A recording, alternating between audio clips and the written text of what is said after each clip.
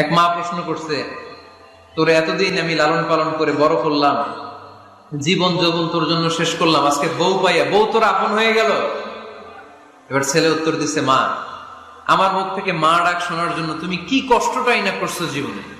10 মাস আমার পেটে ধারণ করলা, খাইতে পারো নাই, বমি করছো, খালি ওষুধ খাইছো, তোমার পেট কেটে আমার বের করা হয়েছে, 2 বছর আমার দুধ খাওয়াইছো, পেশাব পায়খানা পরিষ্কার করেছো, বয়স যখন 3-4 তখন তোমার আমি মা ডাকছি। এই মা ডাকটা শোনার জন্য তুমি এত কষ্ট করছো, আর আরেকবারের মাইয়া এই ঘরে আইসাই তোমার মা ডাকা শুরু করছে।